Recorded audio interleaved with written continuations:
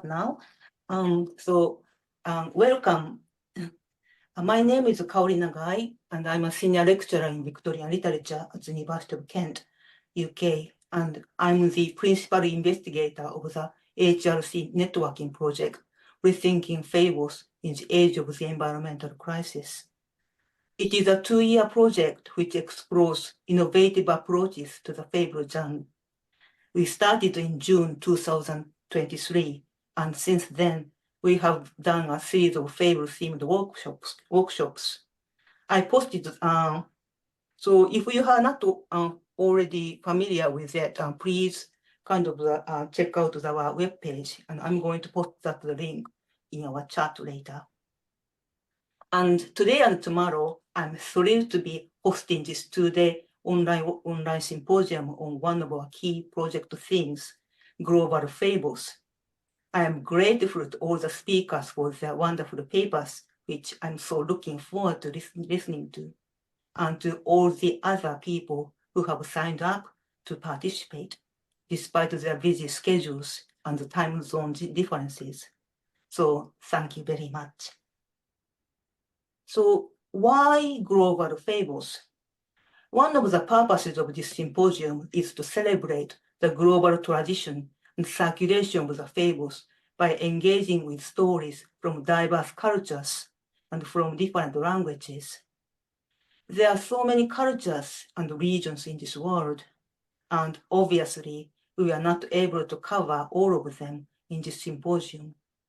However, I'm delighted that we have panels focusing on some parts of the world known for their strong fable traditions, such as Asia, Africa, and the Middle East. The animal stories from these regions are good examples of global fables, but I would also like to point out that we chose the term global fables to celebrate the global nature of the fable as a literary genre. The fable is one of the oldest literary forms. Short, entertaining, and memorable, fables have traveled widely with humans across cultures, languages, and geographical borders, creating global connections through generations of storytellers. This is why similar fables and stories recur in different regions. These stories transformed themselves to fit the local context and to be woven into the fabric of the host cultures. So, for example, a Japanese tale called Nezumi no Yomeiri, The Mouse's Wedding, is obviously a version of the Indian fable, The Mouse Turned into a Maid, found in the ancient Indian fable collection, Panchatantra.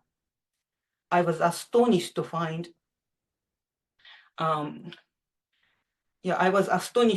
that Indian version, as I had been convinced that the mouse story was a Japanese tale, conveying very Japanese lesson of be happy with who you are and do not aspire beyond your station. And there are many other variations of the same fable found all over the world. The fables also played central role in the cross-cultural exchange between East and West. Famous example of this is the 17th century French fabulist Jean de La Montaigne, who openly acknowledged his indebtedness to the fables of the Indian sage Pirupei, that is to say, Arabic adaptation of the Panchatantra. Rose Barraster, in her book Fabulous Orient, studies the fables' cross-cultural interactions in the 17th and 18th centuries.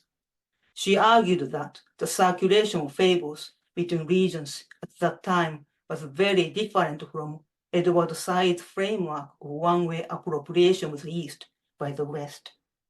Based on admiration and curiosity, it was a powerful way to weave global connections, as fables were used to create analogies and correspondences between cultures and regions.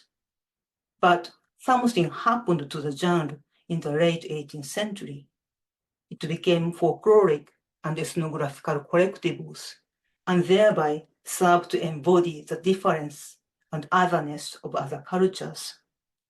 Accordingly, Global Fables, once a vibrant storytelling tradition and a powerful mode of connecting cultures wherever they met, increasingly came to resemble a display in an old-fashioned ethnographic museum, cluttered with relics from the past, often presented as the last vestige of dying cultures. These fables paved the way for and were used to justify the advance of homogenizing European mode of storytelling, the expansion of which pushed and continues to push many cultures and indigenous communities to the brink. Thus, our effort to rethink fables resonate with various movements and initiatives, such as post-colonial engagements with and retelling of traditional stories, which are often fables, and the current drive to decolonize literature and museums, and cross-cultural transnational collaborations seeking alternative storytelling and modes of resistance to dominant narratives, and the efforts of indigenous communities fighting for their rights and the survival of their cultures and languages.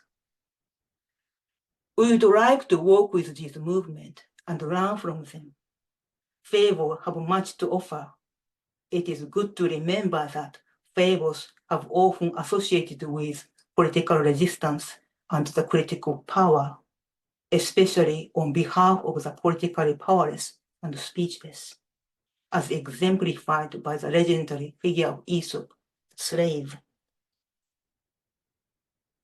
And most importantly, we would like to do this in collaboration with animals and other non-humans.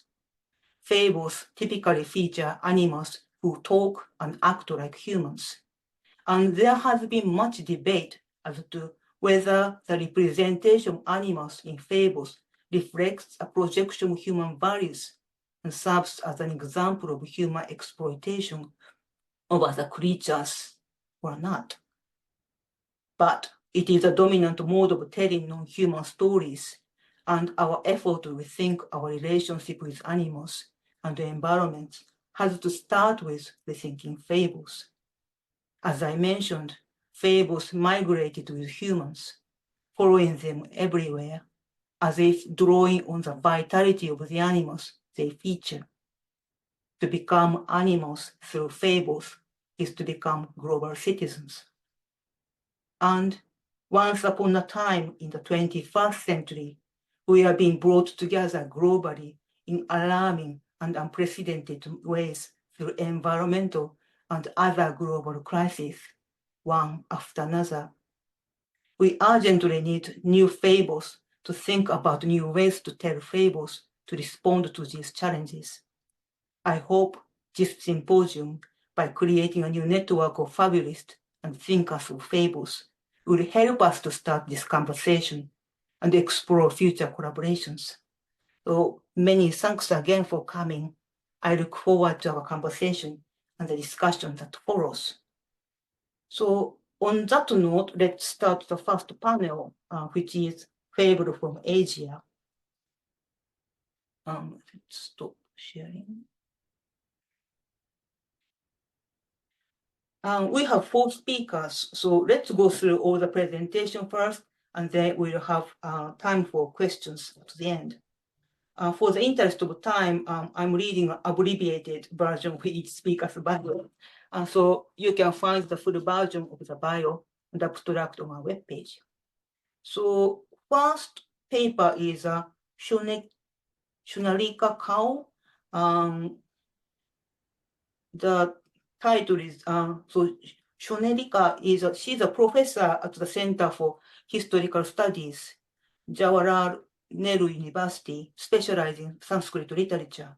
She's the author of several books, including Imagining the Urban, Sanskrit and the City in Early India, and most recently, Bharata Before the British and Other Essays Toward a New Indology. She is also the editor of the fable collection Hitopadesha by Narayana, 2022. So the title of her paper is The Antinomic Didactic Rethinking Fable in the Indic tradition. So Shonaleeka, the floor is yours. Thank you. I hope I can be heard clearly. Yeah. All right. My name is Shonaleeka Kaul, and I will be speaking, as Kaori said, on the antinomic didactic, rethinking fable in the Indic tradition. This paper explores the representation of animals in a seminal, dedicated textual tradition in pre-modern India that is regarded as belonging to the genre of fable. Why I'm saying regarded as belonging? Because I intend to problematize what the genre itself is. Composed in the classical language Sanskrit, this tradition, known as Niti Shastra, that is teachings of prudent conduct, is best identified with the iconic 2nd century text, the Panchatantra, and its retelling, the 9th century Hitopadesha. This paper today will focus on the latter, less known text, to argue that this witty, multi-species epigrammatic literature challenges the global understanding of fable as the, quote, moralizing subjection of animals by and for humans. Rather than seeing literary animals as human surrogates, I show how the Sanskrit fable could reflect on true animal experiences, their agency, personhood, and dignity. And while at it, critique, disturb, and displace the human rather than subserve it. Hence, I coined the phrase antonymic didactic, to rediscover the fable as instruction with a difference that challenged human exceptionalism and induced empathy for other life forms. Literally meaning good advice, the framed story of the Hitopadesha is a king's need to educate his lazy princes in statesmanship and worldly wisdom. A Pandit, Vishnu Sharma, brings home to the uninitiated princes the subtle teachings of prudent politics, disseminating this didactic knowledge in the form of illustrative stories and maxims involving the lives of humans and, more prominently, birds and animals. Now, this happens over 4 books that are titled Mitra Labha, Winning Friends, starring a tortoise, crow, deer, and mouse; Suhrida Bheda, Losing Friends, which revolves around a bull, lion, and a couple of jackals; Vigraha, Wagering War; and Sandhi, or Brokering Peace. The last 2 books set amidst the avian world of swans, ducks, and peacocks. Now, the reference to political and strategic thought in the section titles, in the book titles that I just named, is perhaps easy to see. Making allies, sowing dissension, fighting battles, and suing for peace. And that is indeed the overt project of the Hitopadesha, which is to teach politics. But then, is the presence of animals in this work merely by way of allegory, where animal life is but a metaphor for human life and concerns? Now, that is typically what fables are supposed to be, and how the Panchatantra Hitopadesha tradition has also been seen by scholars till now. However, I argue that the Hitopadesha tales are also materially, and not only metaphorically, human-animal stories, yielding a sense of animals as animals and their experiential realities. Significantly, a number of humans figure in these fables. So although we call them animal stories, but there are a large number of humans, such as kings and their ministers, husbands and their wives, wives and their lovers, masters and servants, ascetics and householders, and so on. The Hitopadesh thus represents a multi-species genre, not a phantasmagorical world of marvelous talking birds and animals, but a real world of real humans and animals, where the attribution of speech to the animals, anthropomorphism if you like, does not take away from their reality. It doesn't make them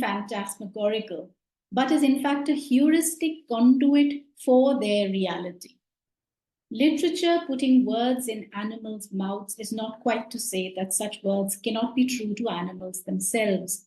As Susan McHugh puts it, the animal story is a human story, but it is also an animal story. Point number 2. The numerous sub-stories that constitute the Hitopadesh install birds and animals. So the first point is that this is a multi-species genre. It is not purely animal stories or human stories. Point number 2 is that a number of the sub-stories of this text, the Hitopadesha, install birds and animals as not just characters, but also narrators, even of human stories, inaugurating a striking literary agency of the animal thereby. And I would believe reversing the trend of a fable when humans are actually introduced to exemplify the lesson that animals are trying to impress on each other and not the other way around. So not animals as examples of humans teaching each other stories, but humans as examples of animals trying to explain things to each other. I think that's a further ramification of the agency, literary agency of animals in the text. Number 3, the joint human-animal narrative space, I believe, stirs up the conventional modus operandi of a didactic work to show us how to live with ideals in a less than ideal world. Though didactic, the Hitopadesh is highly realist literature, depicting contradictions, complexities, and ironies of the lived world, whether human or animal, and not idealized stereotypes or caricatures where animals are only standing in for humans. And I'll show you why I'm saying this. Moreover, there is an irreverent and unorthodox project to the Hitopadesha, and animals are central to it, which is why my title, Antonymic Didactic, that is, it's a contrarian project that appears even though it is a didactic text. It is not, therefore, a moralizing subjection or domestication of non-human species for the purpose of asserting human values and hierarchies, which is what Jacques Derrida feared that fables are all about.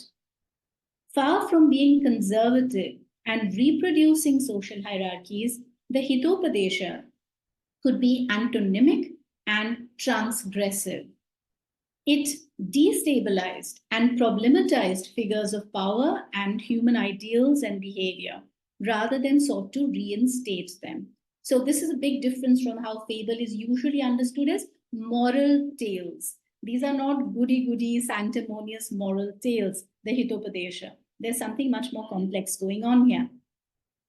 Thus, even in a story that is commissioned by royalty, which is what this text is, the king himself is routinely shown as an unwise, dependent, risky liability. The Brahmin, who stands at the head of the social ritual order, is also parodied as pretentious and wily in a text that is authored, mind you, by a Brahmin himself, indicating thereby a fairly sagacious capacity for self-satire in Sanskrit. And then, sensationally, women are represented as highly libidinous and resourceful characters who go after what they want regardless of social censure. For example, indulging in extramarital affairs. This is a motif that keeps coming up in the Panchatantra and the Hitopadesha. Let me quote for you the tale of adultery in Book 1, an excerpt from it, which the crow narrates. Here the text unabashedly declares, quote, "Women have twice the appetite of men, 4 times their brains, 6 times their courage, and 8 times their libido. Aged men are hardly virile. Their wives are taken with other men and regard the husband as a necessary evil, just like medicine. But while living beings lust for life and wealth, the aged man desires a young wife more than life itself. An old man can neither enjoy sense pleasures nor renounce them. He is like an old toothless dog who cannot chew the bone but helplessly licks at it, unquote. Now, note the invocation of a very real animal condition of geriatrism to mock its human variant. But that apart, the point here is that strong social satire, confounding ethical subjectivity, confounding, not re-establishing ethical subjectivity, is here underwritten by an important practical observation about life, which is to contrast the ideal with the real and the sacred with the profane, since the world where people must act was both real and profane. So you have this woman who's married off, a young, beautiful woman who's married off to an aged man against her will, and naturally he can't keep her happy, so she resorts to adultery. And this is what the text has to say about it, this complex commentary, layered commentary and insight into the psyche of people, and also the ironies and injustices, if you like, of real life and how they pan out. Taking this further, the Hitopadesha appears as a survival guide for the innocent, the good, and the weak, a constituency the text invokes often, and which is crucially a trans-species constituency, which is to say that the animal world is as vulnerable as the human, if not more. And the Hitopadesh attempts to educate precisely the vulnerable on how to make it in an unequal world using nothing but the power of intellect. Hence, the Hitopadesh's ringing call is Matirev Balad Gariyasi, that is, the mind is superior to might, also phrased as Upayen hi yachakyam na tachakyam parakramai, that is, strategy can achieve what valor cannot.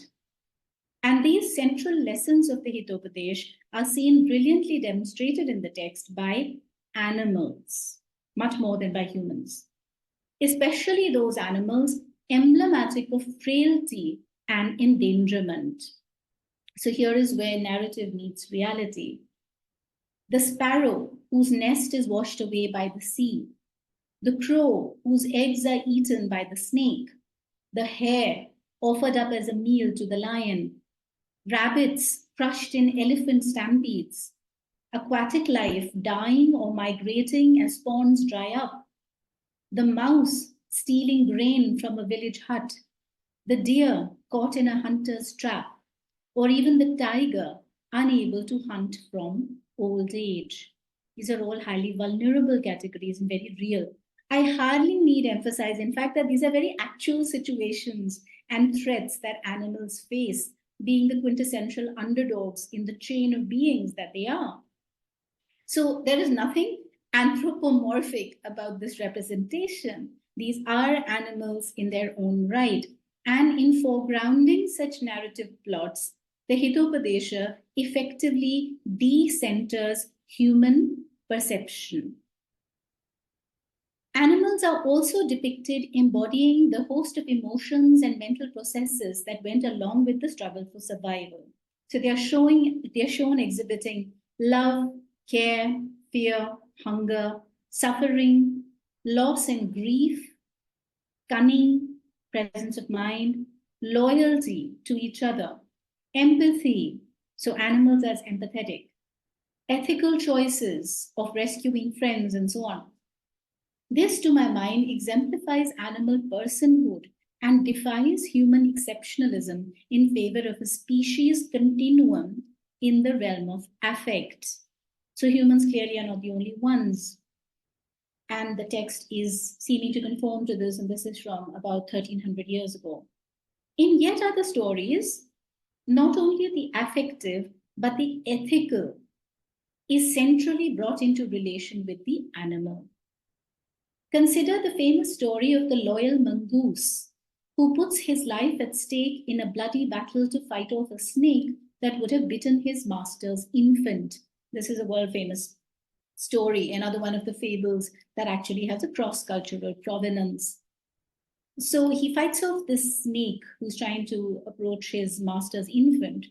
But when his heedless master returns, he sees all the blood and suspecting the mongoose had bitten his child, he actually beats his poor pet to death.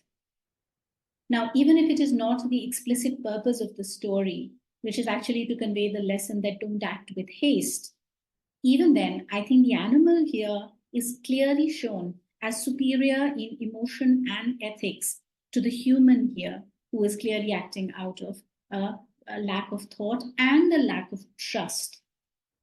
So this is a fairly nuanced representation of a specific animal-human episode.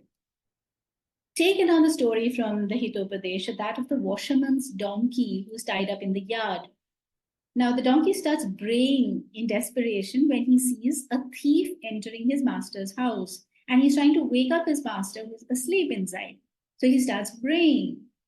But the washerman, who's the master sleeping inside, he is really peeved at the noisy disruption, and he gets up and just goes out and beats the poor beast to death. So again, it is not the animal who is shown incapable of thought, affect, and common sense, but the human. Now, what is the larger point I'm making? That when you see this assessment, together with the depiction of morally flagrant behavior by men and women that I referred to earlier, a distinct disturbance of the human affected by the Hitopadesha emerges in clear relief. And that is why I say that the characterization so far of this genre as anthropocentric fables meant to fortify human values and lessons needs to be seriously rethought. The same human displacing effect applies to the story of the domesticated bull Sanjeevaka, yoked to an ambitious merchant's cart passing through the forest. Along the way, Sanjeevaka stumbles and breaks one leg. What do you think the master's response is? Promptly abandons the poor animal and leaves him to die there in the middle of the forest. So the text actually dwells on this episode, dwells on this choice of the master quite a bit, and underlines his ethical equivocality in doing this. In a further lesson, the beleaguered bull, abandoned in the forest, is shown willing himself to survive, healing, and going on to lead a life of strength, freedom, and plenty in the forest. This remarkable recovery symbolizes a rewilding or return to nature, which is shown as more nurturing and full of possibilities as compared to the human world. There is in this story, without doubt, an authorial intention to represent the animal as he is himself. So I'm not saying as it is himself, but as he is himself. His compulsions in the domesticated state, to have a master, to be under bondage, and then to be abandoned. And then his redemption in nature, but also when the bull is killed ultimately by the lion, the perils of a life in the wilderness are also demonstrated in this tale. So again, we are reminded of how the Hitopadesha is not some anthropocentric vision with no place for the true animal. You could actually see a host of perceptions and experiences of animals seen very much from the animal gaze, as it were. Thus, we can arrive at thriving animal-human histories in Indic fables, foregrounding the entanglement of animals with humans, be it in material terms or by jointly partaking of complex affective ethical discourses. Further, far from a homogenizing human view, the Hitopadesh displays vis-a-vis the non-human world all three capacities of the narrative imagination. One, the testimonial capacity, that is, to closely observe and bear witness to the experiences of others, in this case, non-humans. Two, the empathic capacity, that is, to identify with those experiences of animals as both victims and exemplars. And three, the critical utopian capacity, to challenge anthroponormative stories with bionormative ones, which could open up alternative ways of being. Thank you very much.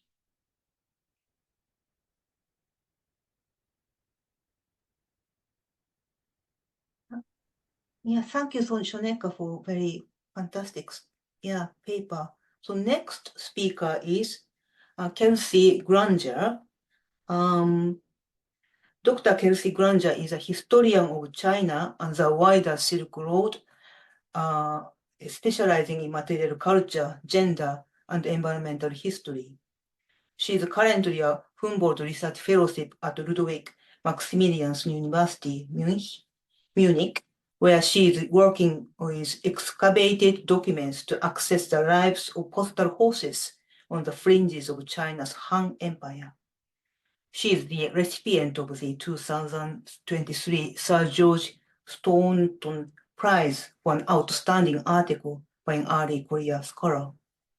Okay, Kelsey, would you like to share your screen? Sure, thank you so much. So hopefully that's shown okay. Great. So thank you so much for your kind introduction. I'm really excited to be part of the Fables from Asia panel today and hope to introduce you to some hopefully very interesting tales from medieval China. So China, particularly medieval China, has no shortage of moral stories and didactic tales, which involve animals as key characters. In the majority of cases, humans are ever-present actors and characters, unlike Aesop's fables where only animals take the stage. So it's a lot like the stories we just heard about. Despite being arguably main or major characters, the animals also rarely ever speak. But that does not mean that they were silent. We'll see clever tricks used throughout the narratives today that give animals the power to express, to explain, and to emote. The tales I'll be focusing on in my presentation today all revolve around the concept of debt, mostly financial in nature, and show how death was no obstacle to repayment. We'll also see how animal experiences, particularly those of domestic animals, were co-opted by and for human audiences. I should note that I am a historian rather than a literary specialist, so please forgive any literary faux pas I may make, and I hope you enjoyed the selection of fables and tales that I'll be recounting throughout my presentation. So I first just wanted to briefly set the scene for when and where these tales of debt and death emerged. There are 25 odd death and debt stories that I've been working on, which are recorded in collections or anthologies produced during China's Tang Dynasty or shortly thereafter. And you can see the map of the Tang Dynasty here. However, it's likely that the stories circulated for some time before they were actually written down and recorded. This is because a lot of the tales are very, very similar, with only minor changes to names or places. The plot essentially remains the same. These stories were therefore likely part of oral storytelling traditions, open to elaboration and localization, which resulted in the variations that we see today. This time period also marks the zenith of Buddhist influence in China. As we will see, the stories are all heavily influenced by Buddhist beliefs and tropes and explore the permeability of the borders between human and animal, connecting with and blending Chinese supernatural stories with Indian Jataka tales. So these are, in a sense, global fables as well, connecting India and China. So I will refrain from giving a very in-depth explanation of all things Buddhist here and just stick to what you're going to need to know for these stories. So the essential linchpin is that humans and other life forms are stuck in an endless cycle of death and rebirth. There are 6 paths or choices of what you can be reborn as. The bodhisattva named Kitsegarbha is depicted here in the center. Is charged with instructing those in the 6 worlds. You can see the options radiating from his body, and not all of them are very good options. So you could be reborn into hell, which I think is this man down at the bottom. I don't know if you can see my mouse, this little man at the bottom. You can be reborn into the mortal world as a hungry ghost, as an animal, as an asura, as a man, or as a deva.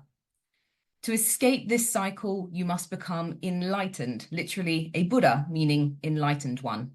As we will see, the stories in my presentation all involve a person being reborn from a human to an animal, and therefore remaining stuck in this cycle of death and rebirth. Another key theme is that of vegetarianism or abstaining from meat and alcohol. Many of the stories also orbit around Buddhist monasteries, temples, and monks who witness or verify that the story really happened and can be located in the real world. But these fables are also situated against a rich backdrop of supernatural stories and accounts from the Chinese literary tradition. China has a long history of ghost stories, which revolve around the concepts of first, bao, or retribution, and secondly, of truth, or plausibility. The concept of bao is quite difficult to explain, but it becomes very obvious in action. Bao is essentially a neutral concept. If you do good, good things happen. If you do bad, bad things will happen. It's a kind of gravitational power that seeks to balance out forces. So in our stories, it will be the debt itself, and particularly how said debt was acquired, that needs to be repaid and rebalanced. The second concept is of plausibility, or that supernatural occurrences are both fantastical and believable. There are real-world signifiers or witnesses that can verify what happened. This can be objects, eyewitness accounts, or quite literally writing on the walls, or in this instance, in the fur. Finally, dreams are situated as key spaces where truths and identities can be revealed, and particularly where non-humans can speak. It's quite difficult to fully separate the Buddhist from the local, as these belief structures were very tightly enmeshed during this time period, and you'll see these cropping up in various blends throughout the stories today. But I hope this sets the scene for the morally laden fables of debt and death that I will be sharing with you today. So, as I said, the basic premise of these 25 odd fables I've been working on is that a person dies, leaving a debt unpaid or a financial crime unpunished. With this imbalance in mind, the person is reborn as an animal to repay the debt. These stories follow three basic paths for punishment and repayment. We have reborn to die, reborn to suffer, and reborn to buy narratives. I will kick things first off with the very fun reborn to die narratives. So the first story I'd like to share is that of the greedy piglet. Now, none of these stories actually have titles as we would think of them. Normally, the title would simply be the main person or the main victim of the financial crime, but I've decided to give them more fun titles so that we can distinguish them more easily. So, the tale of the great greedy piglet goes that there were 4 siblings living together in a hamlet near Izhou City. The second oldest brother was named Tian, and he was a bit of a bad apple. He was lazy and hung about with the wrong crowd. One day, their mother was about to go out to market when Tian spied her money in the hall. Seeing no one around, he stole the money and fled. When the mother came back into the hall, she saw the money had disappeared and gathered all members of the household, including the servants. When they said they didn't know what had happened to the money, she beat the servants hard. Soon after, Tian died. A short while later, the family's pig gave birth to a piglet. In the 8th month, with the sacrifice to the god of soil imminent, the family sold the pig to a neighboring village's master of sacrifices to be slaughtered. Just then, the mother dreamed that someone came to her professing that the piglet was in fact Tian. Tian confessed to stealing the money and having the servants unduly punished, adding that he had become a pig to repay the debt. He explains that he will soon be killed by the master of sacrifices and that his mother must rescue him. The mother awoke and couldn't believe what she had dreamed, so she roused the servant girl, who confessed to dreaming the exact same thing. As dawn broke, they ordered the eldest brother to ransom the master of sacrifices for the piglet, which died 2 years later. A monk from a nearby temple saw this piglet and reported it to be true. So, as you can see, Tian died having committed a financial crime, here stealing money. He's reborn as a pig and threatened with imminent death. Oddly, his family ends up paying more money just to rescue him. The balance of debts is something I will return to a little later. So a second reborn to die narrative, here of the bowing goat, further emphasizes how a crime could be made visible in typical or untypical animal bodies and behaviors. So this story tells of Wang Zhen, who is from Anjie County, and he was a silversmith. Once he was making something for the local temple and was given 500 rolls of silk in payment. At that time, someone took 10 rolls without Wang's knowledge, and that person later died. Sometime afterwards, the Wang family was staging a ritual and bought a goat to slaughter. The goat kept kneeling down, which Wang found odd. That night, as Wang was falling asleep, someone pounded on his door, but when he looked, no one was there. This happened again, and Wang went back to bed. Just then, the door opened and a man walked in saying, "In the past, I worked with you making goods for the temple, but I stole 10 rolls of silk without your knowledge. Now I have become a goat and you are about to kill me. Please spare my life." He then kowtowed or banged his head against the ground again and again before turning to walk away and transforming into a goat. Just then, Wang's younger sister came running in, saying she'd seen a man kowtowing just like Wang had. They then released the goat into the wild and both abstained from eating meat from that day on. So this story shows how strange animal behavior, here bowing or kneeling, could be connected with the crime that was committed in their previous human life, reinterpreting kneeling with begging for forgiveness. There are other instances where the crime leaves a physical trace in the animal form. So, for instance, a young girl dies after having stolen her mother's jewelry. She's reborn as a goat with white markings like the hairpins on the side of her head. Most of these reborn to die narratives involve freeing, rescuing, or releasing the animal before its inevitable death. But in some cases, this could not be prevented. There's a particularly ghoulish story of a father unwittingly killing and eating his daughter who was reborn as a goat, which is not a nice one to think about. So we're going to move on from the reborn to die narratives to the reborn to suffer tales, which center primarily around oxen. These are the most prone to localization and elaboration, so I'm going to share the most typical oxen story. So there was once a man named Tong An Yu who became very rich, but he started life poor and was good friends with a man named Guo Gong. Once, Gong lent him 60 or 70,000 cash, with which An Yu started buying and selling sutras, becoming very rich. However, An Yu refused to pay his debt. Gong burnt incense and cried to heaven, "Tong An Yu has received my kindness, but he's forgotten justice. He won't return the money he borrowed. I want An Yu to be made an ox after he dies as a way to repay this." His words were very sincere and bitter. An Yu responded, "If I do not repay Guo Gong's money, I wish to be made a white ox after death to repay him." After a month, An Yu died. 6 months later, Gong's household ox bore a white calf, and on its left flank was black fur, which clearly spelt out the name Tong An Yu. From a distance, people heard of this, and many spectators came. Soon, An Yu's wife and relatives came to see. So great was their shame, they brought gold brocade and urged Gong to accept it as a ransom for the calf. Guo Gong was indignant at their bullying and ultimately would not accept their offers. He took the ox and calf and separated them in a small pen. An Yu's family tried to steal the calf away, but Gong installed guards so they couldn't obtain the calf. So this story has many variants, perhaps a dozen, but essentially always involves a calf with the person's name written in fur as proof of its identity. In the majority of cases, as here, the oxen becomes a spectacle viewed by the public, even in some cases inciting them to donate to the temple and renounce evil. The suffering aspect is often that of shame.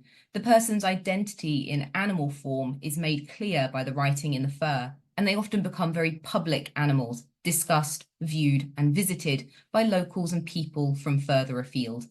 As a result of this public shaming, the family often try and buy the calf for extortionate amounts of money, but this is often refused.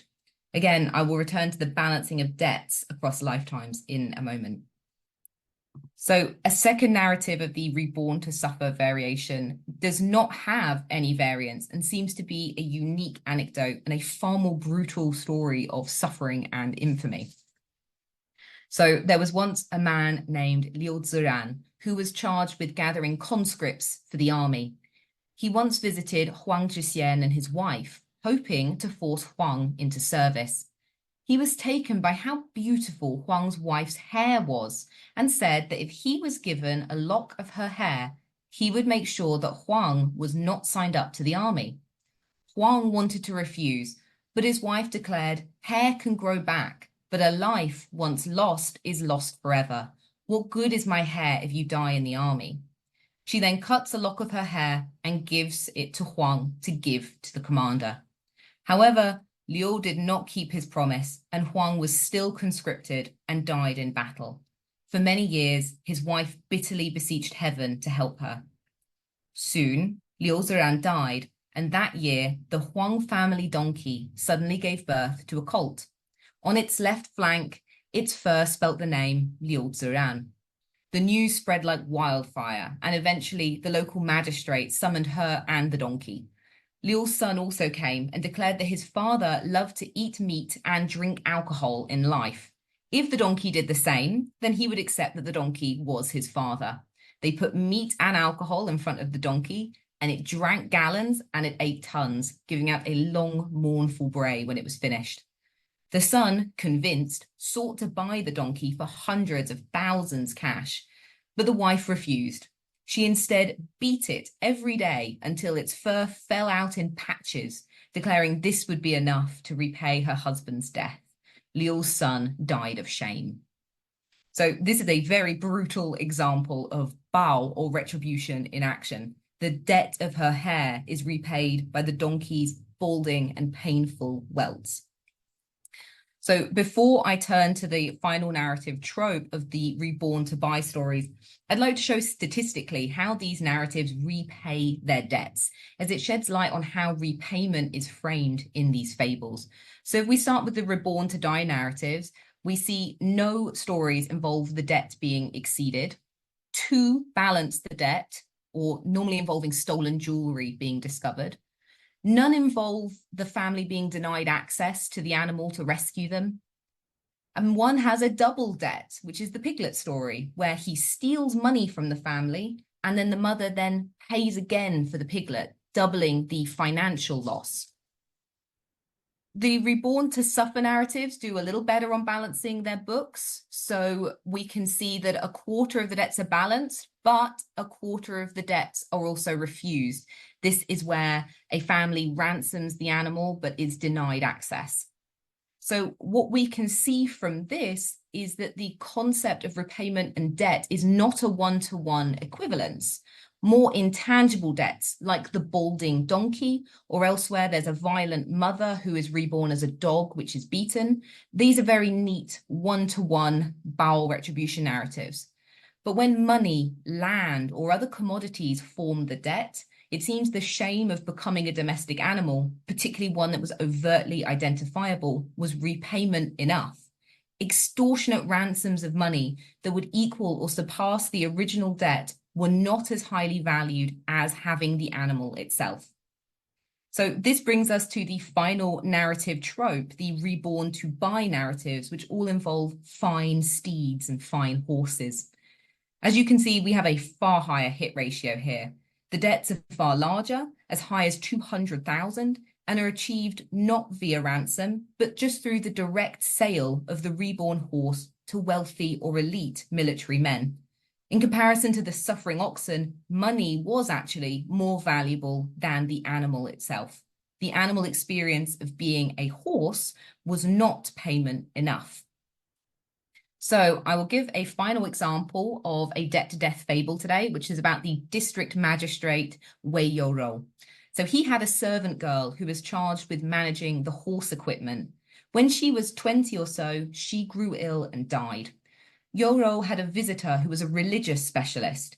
He suddenly dreamed the servant girl came to him and said, "I've encountered misfortune and died, but I still owe my master 45,000 cash. I will become a horse, which is a strange color, to repay the debt. The next year, a horse gave birth to a white colt with black eyes, which had the servant girl's ways. It's not very clear what they mean by this. A number of years later, the horse grew to be a fine, valuable steed. Yoro's colleague, Pei Quan, saw this white horse and wanted to buy it. He asked what it was worth, and Yoro asked for 30,000, which Quan accepted. Yoro said to himself, "This servant girl still owes me another 15,000. I ought to seek more money in the future." A number of days later, Quan came back and said to Yoro, "This horse is a really good horse. I feel what I paid you before was too low." And he then gave Yoro another 15,000. The matter was thus resolved. So what's different here? First of all, it's not a reborn to die narrative. The horse is not going to be slaughtered. There are no visible markers that connect the horse with the person, just a kind of hint of their mannerisms. So the horse does not become a spectacle to be viewed by the public. Thirdly, there is no family intervention seeking to ransom the horse out of shame. What these three reborn to die narratives, all involving fine horses being sold, tell us is that horses were valuable, able to be sold for very high amounts of money. Furthermore, the debt is balanced by the books, not via humiliation, shame, or infamy. To be reborn as a horse was not deemed to be the same as being reborn as an oxen or as a goat. As fantastical as these fables may be, these distinctions reveal how they were intimately connected with the realities of domestic animal use and domestic animal meanings. So, having introduced these various tropes to you, you may be wondering, so what? What do we learn about animals from these myriad stories of debt and death? Well, first is that these animals are domestic and ubiquitous. None of the debts are settled by rebirth into a wild or unseen animal. The debt is paid publicly, but also using familiar animals and familiar animal experiences. Second, we see animals being grouped by their presumed use in domestic spaces. So the reborn to die narratives center solely on goats and pigs, which were meat animals doomed to be killed. The reborn to suffer narratives nearly all focus on oxen, who were subject to heavy labor, but also dogs, donkeys, even perhaps a horse that was subject to use, abuse, beasts of burden, things like this. Finally, the reborn to buy narrative centers solely on fine horses. The audience is familiar with these species, but especially familiar with how such animals are used, abused, beaten, or killed throughout their lives. They can immediately access and imagine the distinct trajectory of an oxen or a goat or a horse, but they don't particularly individualize the animals within these categories. It's the general trend, the general arc that's the focus of these narratives. Moreover, there is a noteworthy ghoulish violence and fascination that underlies the moral messages of repayment and retribution. We know, and the audience knows, these animals were once humans, blurring the acceptability of killing, beating, or consuming these animals. The boundaries between human and animal, while permeable, are unpleasant to imagine reversed. This is made evident by how the animals are given room to explain and emote. We hear anthropomorphized fear and desperation as a piglet pleads for its life, as a goat bows for forgiveness, and as a donkey brays mournfully as it eats meat and drinks alcohol. The animals speak with anthropomorphized emotions from a human perspective of real animal experiences. The balancing of debts also informs us how the lives of beasts of burden like oxen were deemed to be miserable, humiliating experiences, while fine horses were exempt from such shame and were instead highly valuable commodities. In all, reading these fables sheds light on the blending of Indian Buddhist and local Chinese concepts of rebirth, retribution, and repayment. But when we focus on the animals, we see that storytellers used and imagined different domestic animals to plausible and ghoulish effect. It's no wonder that spectators visiting reborn calves sought to renounce evil and donate to the temple. The human reborn to suffer humiliation, labor, and ultimately an animal experience was a stark warning against debt and deceit, a punishment terrible enough to be imagined. So before I finish this talk up, if this has piqued your interest and you want to know more about Chinese animals and Chinese animal studies, I'm the co-founder of the Chinese Animal Studies Network. We very recently launched, just last week, our website, Twitter account, and mailing list, where we share recent publications, upcoming events, and related animal studies news. So do feel free to check us out. Thank you again, and I really look forward to your questions and comments. Yeah, thank you so much. That's wow, very fascinating stories. Okay, so next speaker is Tangiku Itsuji. He's an associate professor of folklore studies and linguistics at the Center for Ainu and Indigenous Studies, Hokkaido University. His research primarily focuses on the Ainu language and literature, as well as Nivuh language and literature. He is actively involved in the CAIR, the Center for Ainu and Indigenous Studies project dedicated to the study of indigenous languages. Currently, his research centers on the birth and recitation of Ainu epic narratives, exploring their potential for revitalization in the future. Okay. So, yeah, so, Tangiku-san, どうぞお願いします。Well, hello everybody. I'm very glad to participate in this workshop, and I would like to start my talk.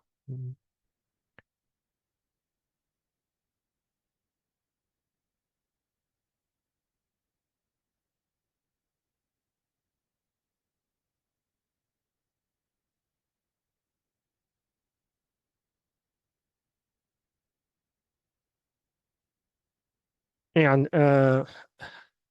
Hokkaido, can you hear me? Hokkaido, an island located in northern Japan, is home to an estimated 50,000 Ainu people, representing approximately 1% of the island's population of 5 million. Although an official ethnic census has not been conducted, linguists have estimated the Ainu population through surveys. The Ainu are the indigenous people of Hokkaido who were the predominant ethnic group on the island prior to the onset of modernization. Japan began its colonization of Hokkaido in the 17th century, and during the 19th century, as Japan embarked on its modernization efforts, Hokkaido was formally annexed by Japan. This was followed by large-scale immigration to the island, leading to the Ainu becoming a minority within just a few decades. In pre-modern times, the Ainu primarily inhabited southern Sakhalin, Hokkaido, the Kuril Islands, the northern tip of Tohoku, and the southern tip of Kamchatka. There is also a theory that much of the Tohoku region in Honshu was once inhabited by the Ainu in ancient times. Traditionally, the Ainu did not have a written language. However, the Japanese have preserved a substantial amount of Ainu linguistic material, some of which may have been recorded by the Ainu themselves. Despite this, no oral literary works have been documented in written form. Ainu fables, which are central to their cultural heritage, have been transmitted primarily through oral tradition. The use of figurative rhetoric, particularly in the form of fables, was regarded as a vital tool for both communication and education within Ainu society. However, with the linguistic shift from Ainu to Japanese in the 20th century, the transition of Ainu fables has nearly vanished. Today, there are only a few remaining speakers of the Ainu language. Despite this decline, valuable insights can still be gleaned from preserved documents and audio recordings. Notably, unlike the fables of their Japanese neighbors, Ainu fables rarely feature themes of betrayal or deception. Instead, they were primarily intended to teach children about conflict resolution and ethical decision-making. Metaphors hold a significant place in the Ainu literary tradition. While figurative rhetoric is employed, entire stories often serve as parables, allegories. Thus, songs, short stories, folk tales, and sometimes even epics and other forms of narrative all function as parables, allegories within Ainu culture. The genre of fable, as it is commonly understood, does not exist across all regions of Ainu oral literature. However, many Ainu stories contain clear allegorical elements. Even in the absence of explicit allegory, there is a strong tradition of using stories as vehicles for moral or ethical instruction. Now, let us examine some examples beginning with a song. Can you hear this? Maybe.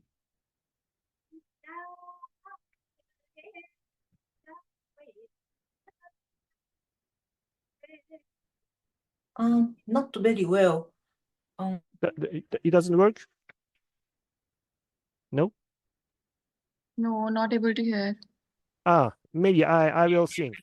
Urara su uye ikamu ishinta atuitu na etunu payet. Clearing away the mists, the cargo of the Great Spirit over the sea goes through. As a song in verse, the beauty of its rhyming lyrics form is essential. Rhyming and rhythm, and but the content is equally significant, of course. This particular song is sung during the bear sending ceremony, a ritual of great importance in Ainu culture. The song narrates the journey of the bear god, bear spirit, returning to its divine realm. At the same time, it reflects the lives of the people, instilling in each individual a sense of moving forward with confidence despite the uncertainties of life. The song's simplicity allows for various interpretations, of course. While its lyrics are straightforward, both the singer and listeners can project different emotions and meanings onto that, depending on the time and context. The next examples, the next example are short stories. Let's begin with a simple story. When women were tattooing a girl with charcoal juice when a crow came and interrupted them. In anger, the women splashed the charcoal juice on the crow, turning it completely black. Since then, crows are black. These types of stories are sometimes referred to as pon uchashikuma in Ainu language, or categorized under other subgenre names, and they would be considered fables. This story primarily explains why crows are black, highlighting the curious nature of crows.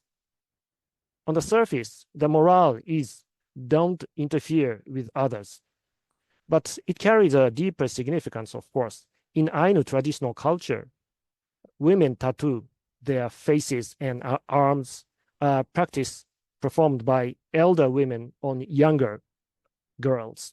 This ritual holds great importance for women and is also dangerous, so it should not be interrupted. When this story is shared with men, it conveys the message, do not interfere when women are engaged in women's matters.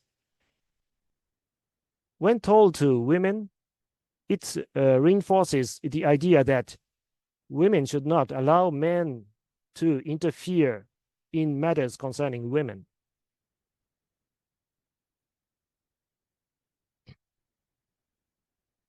Next, let's consider a story that offers a life lesson. Long ago, deer did not have antlers and wore snowshoes, while hares had antlers and struggled to walk due to their straight feet. The deer wanted antlers and the hares desired snowshoes. They decided to exchange them. So now the deer have antlers and hares have snowshoes. However, deer antlers are heavy and cumbersome in the snows, while hares can now run freely in the snow. The key takeaway here is that both parties are satisfied with the exchange. Although the deer's antlers are not very practical, they are beautiful. The hares, on the other hand, sacrificed beauty for practical benefits, while the deer gave up practicality for the sake of beauty. This is not a story of deception, but rather one of individual life choices. For the hare, small size necessitated prioritizing self-protection, while the deer's larger size allowed it to the luxury of valuing beauty. A notable characteristic of Ainu fables is the rarity of motives involving deception or moral judgments of good and evil. When such motives do appear, they are often imbued with alternative meanings. For example, consider the following fable. Once a mouse borrowed something valuable from the gods. When asked, "When will you return it?" the mouse replied, "When the oak leaves have all fallen." Since new oak leaves grow before the old ones can fall, they never run out. The gods were impressed by the mouse's cleverness. Each year, a skylark sent as a messenger from the gods to request the return of the borrowed item. Although this story features a motive of deception, it is framed as a form of revenge. Initially, the gods viewed the mouse with contempt, deeming it foolish. The moral of the story is not about deceiving others, but rather about not despising others. An additional layer of meaning is present. Each year, the gods sent to the skylark to request a return of what was lent, indicating that the gods are fulfilling their own obligations.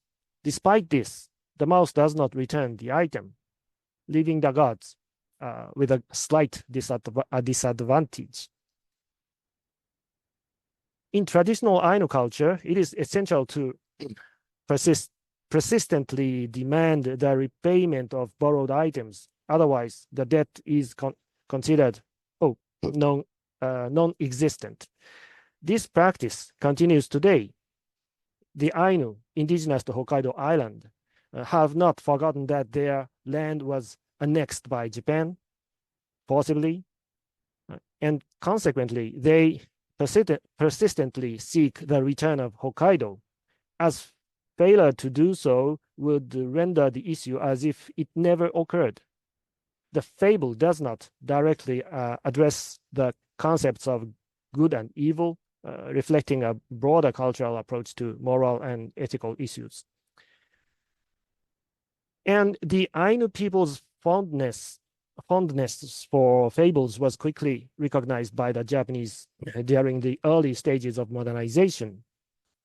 While the Ainu traditionally transmitted their stories, including fables, orally, the first effort to record them in writing was made by Chiri Yukie with the publication of Ainu Shinyoshu in 1921. However, the Japanese had begun documenting Ainu fables slightly earlier. In 1883, researcher Nagata Hosei noted that the Ainu often express other things using metaphors, and provided an example of an Ainu fable with both Ainu and Japanese translations. The fable introduced by Nagata Hosei is as follows. A foolish crow found a feather from a beautiful bird called kesorap. Kesorap is a fantastic bird. Kesorap and wore it. He declared, "I'm now a kesorap bird, and I can no longer live with the crows," and went to join the kesorap birds. However, the kesorap birds quickly saw through his disguise and refused to accept him. Disheartened, the crow returned to his fellow crows, only to be rejected by them as well. This fable carries significant meaning. On the surface, it poignantly reflects the position of the Ainu at the time, who were attempting to assimilate into Japanese society 30 years just after their annexation by Japan.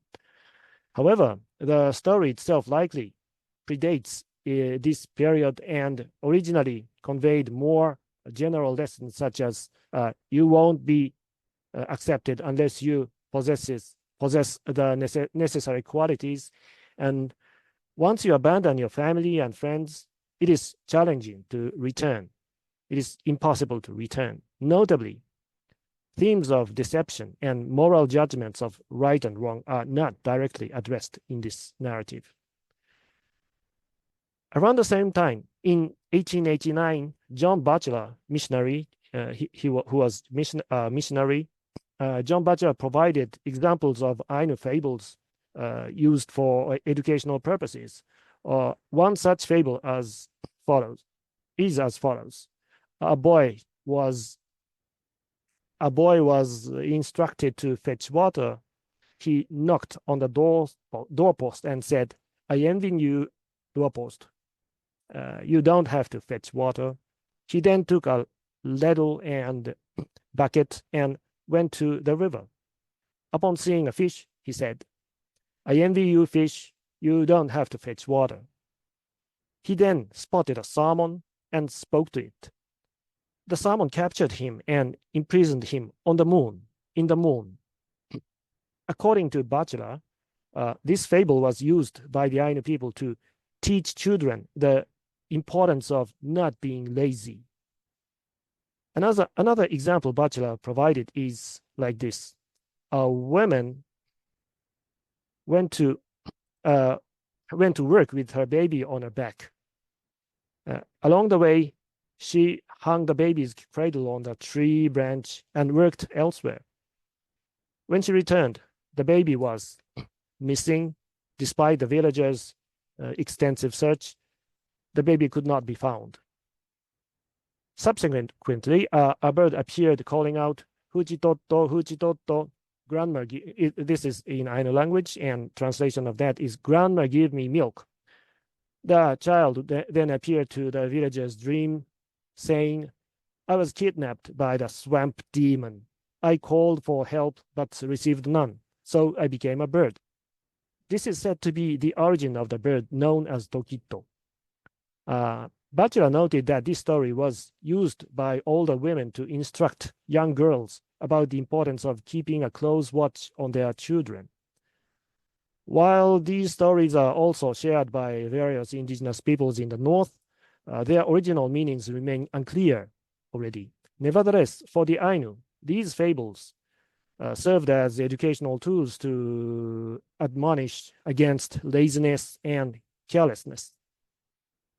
Fables are also conveyed through song stories of the spirits, typically lasting about 10 to 15 minutes, and heroic epics, which can extend for several hours. One example of a story of the gods is a 10-minute fable as follows. A mouse brewed rice wine and invited his friends, a crow and a jay, to join him in drinking. While they were enjoying the rice wine, the jay went outside, returned with an acorn, and dropped it into the rice wine, enhancing its flavor.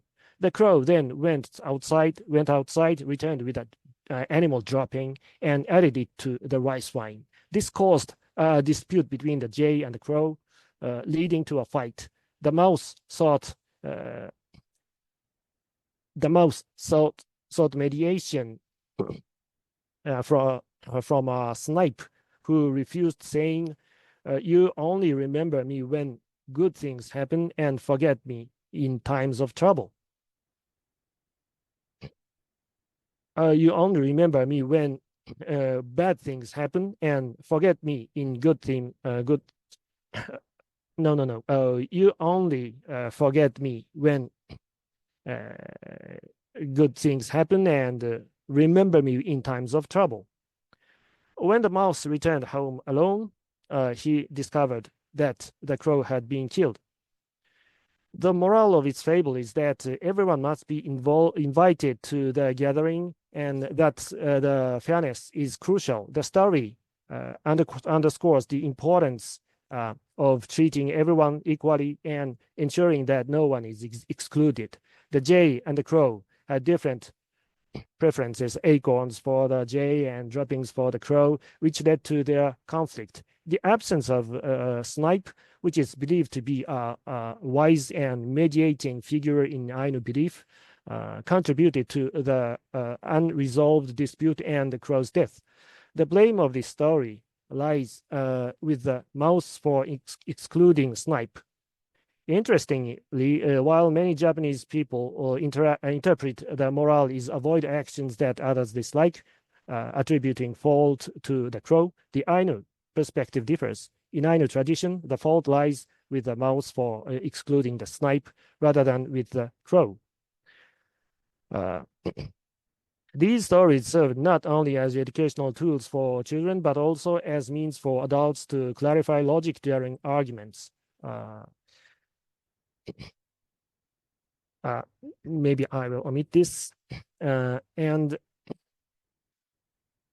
Ainu traditional literature frequently employs metaphors and allegories, conveying narratives indirectly through symbolic representations. In Ainu tradition, a distinction is made between legends, which present factual accounts, and folk tales, which serve as allegories. Both genres are regarded as truthful, but are treated differently. Legends typically mention specific individuals and locations, whereas folk tales remain anonymous and abstract. This category also includes fables. These narratives are versatile, serving not only educational purposes, but also facilitating discussion and debates. Thank you very much.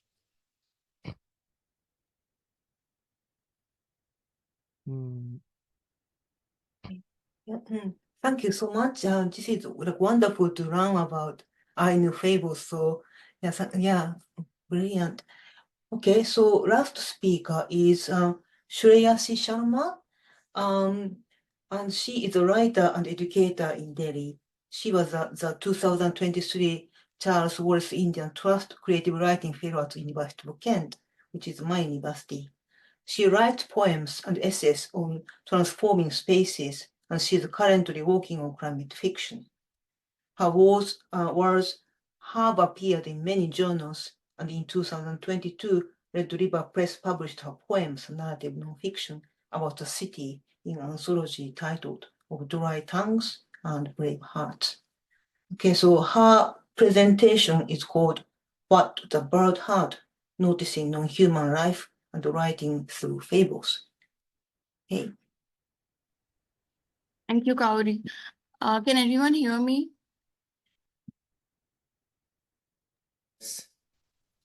Yes, Yeah. go ahead. Can you all hear me? Yep. Okay, great. I'll just share my screen then.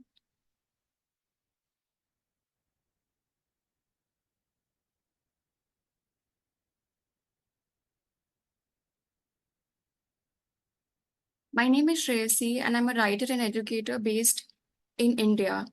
Over the last 5 years, I have been working on non-human life writing in many forms. These include comics, fiction, non-fiction, and poetry. So before I talk about the presentation that I'm going to be giving, I wanted to focus on some of the writings that I have been doing and how those have been actually influenced by the fable that I'm going to share today. So one of the first illustration that you see on your screen towards right, it's called In This Part of New Delhi, I Look at Crows.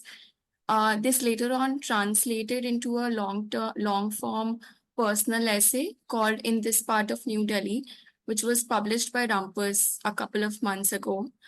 After that, I have been also focusing on objects, as in daily life objects such as spectacles, curtains, sofas, bookmarks, and thinking about their own life, like what is the life that they see or the kind of trajectory that they see in terms of the unpredictability that we are facing as a world these days. Then this is something I wanted to talk about as a later part of my project. This is a long project that I'm working on. It's called, it's on house, and the life of a house. So the illustration that you see on the screen right now, it's from a poem called Observations While House Hunting. While writing the poem, I thought that it will be a good idea to also explore how that poem will look in terms of images or visual narrative. So that's what I went on making. And you see those poems on your screen today.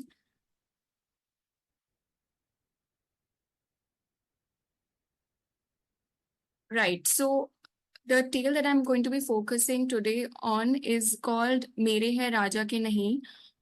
That is, what I have, the king doesn't.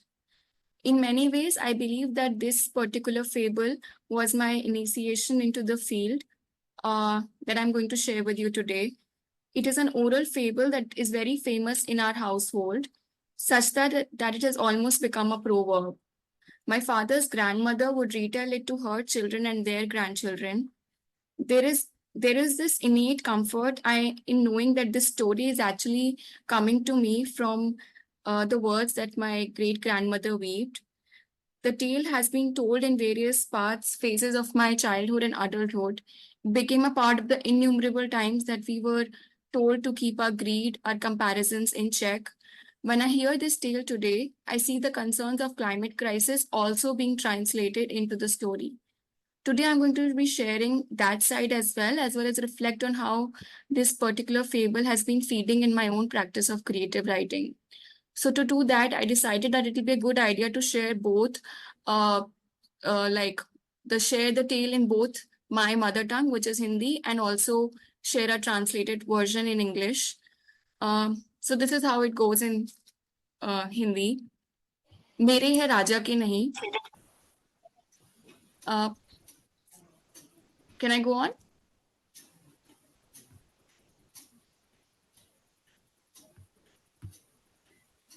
Yes. Okay. Yeah. मेरे है राजा के नहीं. चिड़िया हर दिन ये दोहराती थी और एक बार राजा को पता चल गया इसके बारे में कि एक चिड़िया है जो हर दिन जंगल में मेरे है राजा के नहीं, मेरे है राजा के नहीं, मेरे है राजा के नहीं बोलती है.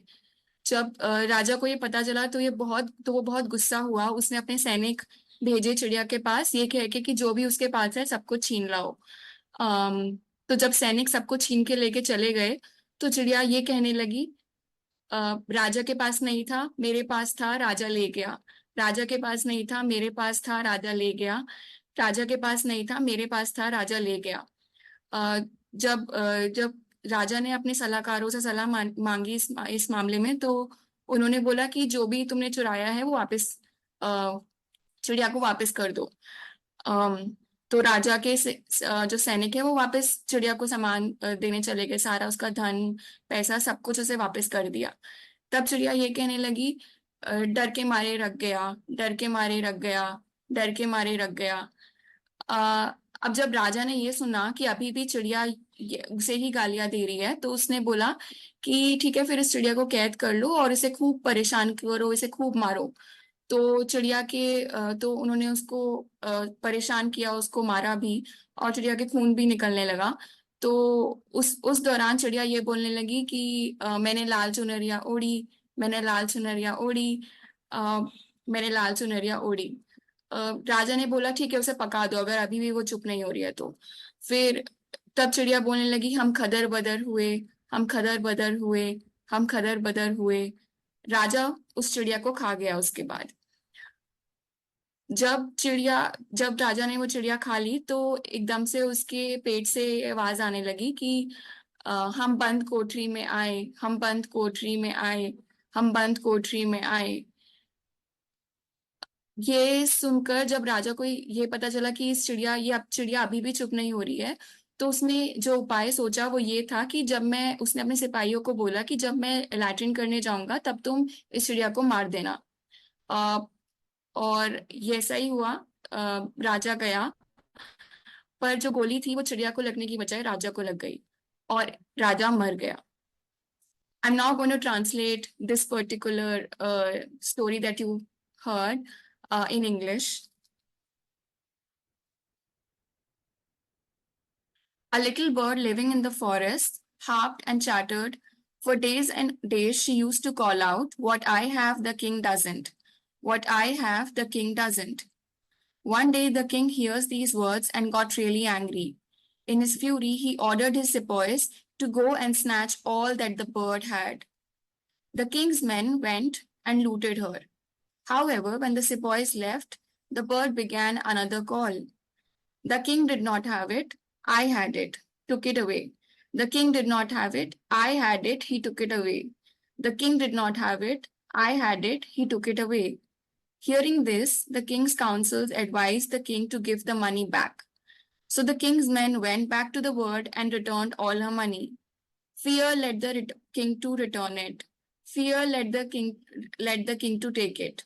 Fear led the king to return it. The king heard this. He thought to himself that even after all this ordeal, the bird is still abusing him. Fine then, arrest and torture her, commanded the king. With this, the king ordered the bird to be pelted with stones. The bird was grievously injured, but even in the pain, she kept saying, "I'm wearing a red stole. I'm wearing a red stole. I'm wearing a red stole." "Cook her," came the next order from the king. "I'm bubbling in the boiling, frothing water. I'm bubbling in the boiling, frothing water. I'm bubbling in the boiling, frothing water." The king ate her up after this. Suddenly, from somewhere inside his stomach, a voice started booming loud and clear. "Have entered a palace. Have entered a palace. Have entered a palace." The king was furious that even now the bird hadn't stopped voicing. He thought of a way to take out the bird and kill her forever. He ordered his men to shoot the bird when he went to the toilet. The bullet missed the bird. It hit the king though, and the king was dead. This fable that you just heard is a very unique conversation between a bird and a king. Without adding much into the characters, it plays with a humorous and anticlimactic ending. Some of the features that I wanted to highlight about this story are these. Many words from the local dialect leave their imprint here. For example, there is the presence of khadi boli in the story. It provides a rhythm that makes it easy to remember and ponder over. It's a characteristic of the linguistic diversity of the region. The orality of the fable is also important to me. It carries evidence of communities who live with the natural world, as well as document the past lives of nature. Words like khadar badar, which refer to the sound of boiling or cooking, is one of the lost words of an evocative lexicon in North India. I believe climate memories are being passed on through words, songs, and symbols. People invent these from what they experience and see. Forgetting such an evocative lexicon is tied to forgetting the voice of nature. The story, through its conversational approach and unique words like khadar badar, is describing an intimate and entangled human-animal relationship. It makes us perceive how ordinary lives make sense of the horrors that we have been committing. The story doesn't begin with the usual "ek baar ki baat hai" or "once upon a time." "Mere hai raja ki nahi" doesn't have the usual dramatic pauses. When my grandfather tells the story, it has a very different rhythm and a hard tonality, which allows me to imagine the life he and his mother lived. The tone of the story satirizes politics. It visibilizes the power dynamics between the king and the bird.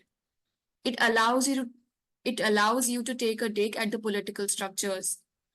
But today, when I think about this story, I'm also thinking about the climate memories that this story is generating. My practice as a creative writer focuses on understanding the world building of other species.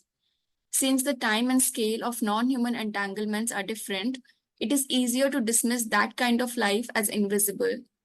But I think that invisible can also be imagined, retold, and written about. This particular story was my initiation into the elements that I carry very close to my writing, which is making the invisible visible and pondering over strangeness. The interplay of indirect and direct conversation between the bird and the king could also be read to think about what we have been doing to our environment.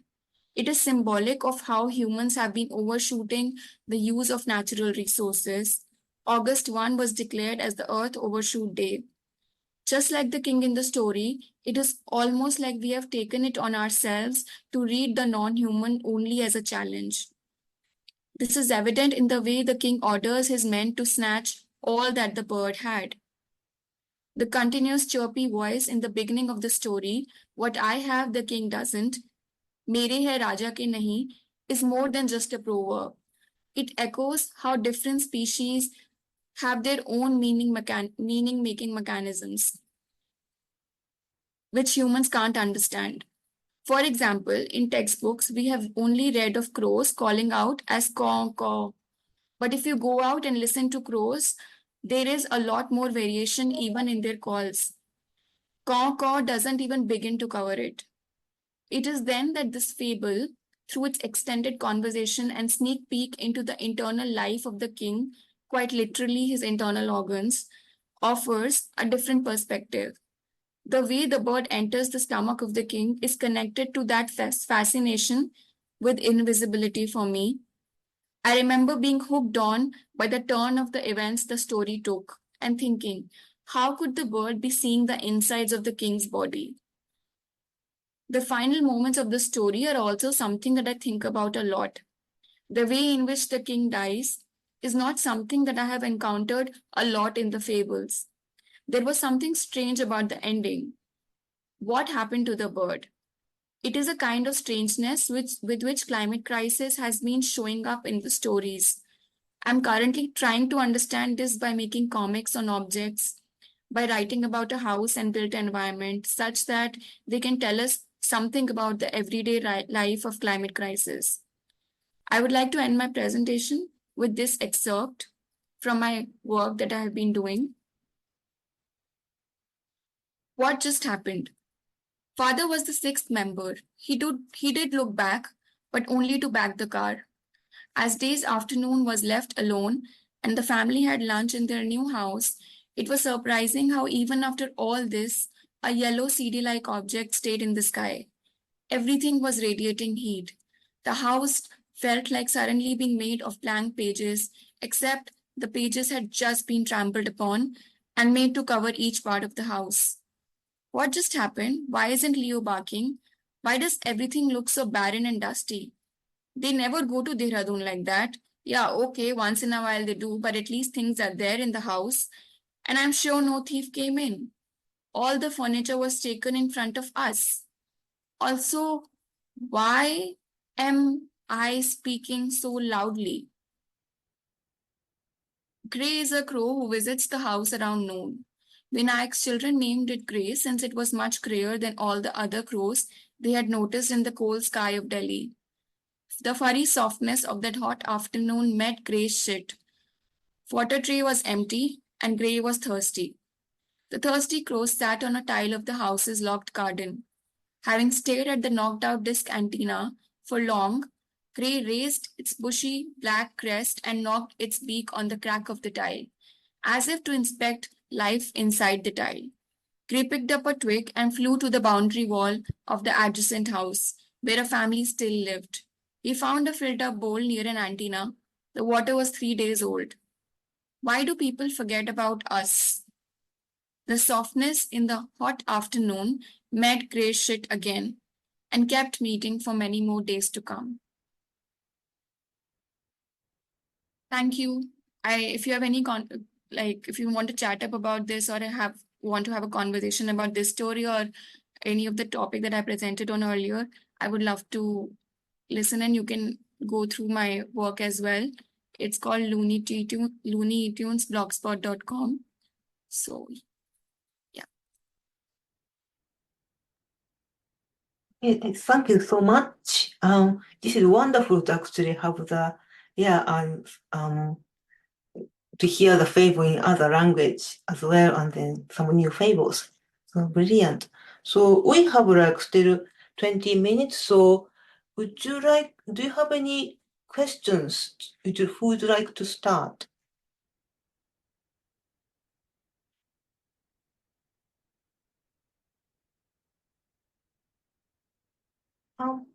Okay, what are people thinking? I'm gonna start because Shonaleeka, you have to go quite soon, isn't it?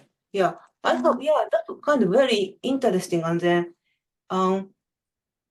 but I kind of like, yeah, my question is, you are reading of the like in the tradition of the fables is fantastic, but I think fable can be interpreted in many different ways. So I wonder how kind of in Indian tradition was these fables always interpreted as including animals, or do you think like this interpretation has been evolving like this, like because we are now more animal environmental aware? So how do you feel about like how reception of the Indian stories in terms of the So we had only 20 minutes each to speak, which is why I had to actually leave out a lot, especially about my comments on the existing historiography of the Indic fables. Otherwise, that is actually a major part of why I'm doing this work in the first place. It is not merely to regurgitate what has been said before, but because what has been said by scholars about the Indic fable tradition has tended to be thoroughly anthropocentric without realizing it. As in the consciousness you're speaking about, the environmental consciousness, the post-humanism, as it were, as a sort of trend that we have now reached, the point we have now reached, does not seem to have touched on ancient Indian stories about and involving animals at all. So the kind of work we have, influential work from scholars, international scholars as well on India, they have all tended to see these stories as nothing more than animal surrogates to humans. So not seeing them as animals, not seeing them as animal stories at all, in fact. They are seeing them purely as human stories, human lessons and morals being narrated via the medium of animals as examples. So you can see there is no agency being given to animals at all in such an interpretation. They are a mere occurrence, they are a mere happenstance to a larger human project. Whereas what I argue is that when you read both the Panchatantra and the Hitopadesh closely, of course they are being written by humans, and of course they're being read by humans or narrated by humans, because that's a given, because animals are not into the writing as of now. But that doesn't mean these are not animal stories. That doesn't mean we can't hear animal voices in them. But Kaori, what I do want to also say, especially after listening to the three speakers after me, is that I think it's important to move towards reopening this question of what fable is. What is the strength, what is the advantage of having a category, an analytical category? What is the advantage of it if it is to be open-ended till kingdom come? So what does a fable mean ultimately? Is any story with an animal or bird occurring in it, merely occurring in it, is it all a fable? And if it is, then how do we distinguish it from a folk tale? Are these different or are these not? I'm thinking academically now. It doesn't bother the man on the street. That's fine.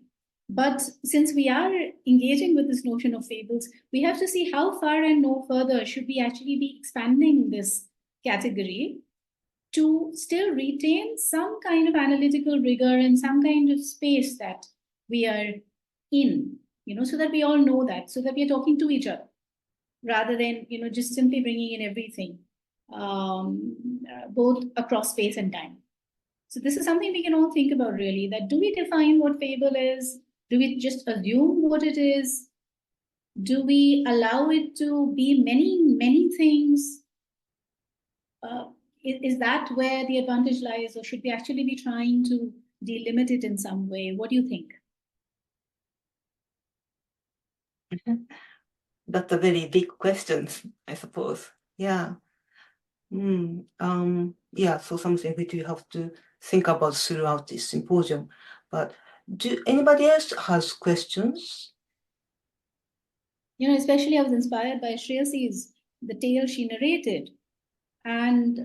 But that didn't come across as a fable to me at all. It seemed very, very typically classic folk tale, as it were. So that's what got me thinking, that are we looking at a genre at all? For that, yeah, actually, she asked me if it is a fable, and said, yes, it's definitely it is. Because, yeah, okay, so, for I think, for me, as a fable is include talking animals.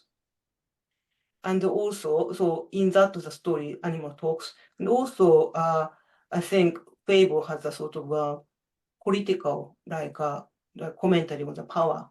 And then it is about that story it's about like a king.